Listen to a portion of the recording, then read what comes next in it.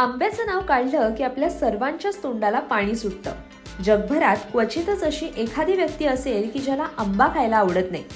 आंबा हे फळ अनेकांच्या सर्वात आवडत्या फळांपैकी एक आहे आणि त्याला फळांचा राजा म्हणून देखील ओळखलं जातं। आंब्याचं लोणचं, आमरस, आंबा बर्फी, आंबा मिल्कशेक असे आंब्यापासून नानाविध पदार्थ तयार केले जातात आणि ते चवीने खाल्ले जातात। चवी व्यतिरिक्त आंबा हा आरोग्यासाठीही खूप फायदेशीर आहे, कारण त्यात विटामिन सी, पोटॅशियम आणि फायबर हे भरपूर प्रमाणात असतं।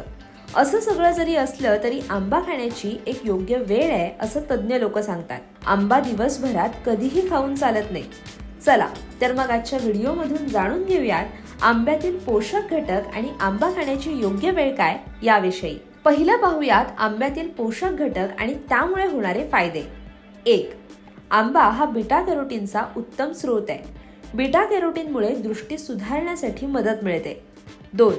आंब्यामध्ये विटामिन सी आणि विटामिन ए हे पोषक घटक असतात, ज्यामुळे रोगप्रतिकारक शक्ती मजबूत होते। 3. आंब्यामध्ये मँगीफेरिन नावाचं अँटीऑक्सिडंट असतं, ज्यात कॅन्सर विरोधी गुणधर्म असतात। मँगीफेरिन पेशींचं नुकसान होण्यापासून वाचवतं आणि कॅन्सरच्या पेशींची वाढ रोखण्यासाठी मदत करतं। 4.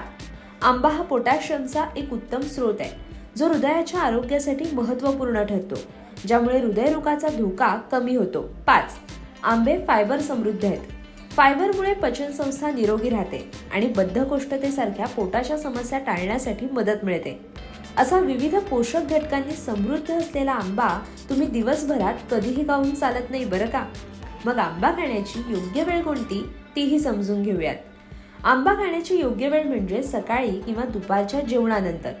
तज्ञांच्या मते आंबा खाण्यासाठी बेस्ट वेळ ही सकाळी आणि दुपारी सांगण्यात आली आहे, कारण रात्री आंबा खाल्ल्याने पचनाच्या समस्या निर्माण होतात। रात्रीचं जेवण झाल्यानंतर आंबा खाणं आपल्या आरोग्यासाठी अजिबात चांगलं नाही असं तज्ञांचं म्हणणं आहे। तुम्ही रात्री जेवल्यावर आंबा खाल्लात तर अतिसार, उलट्या होऊ शकतात।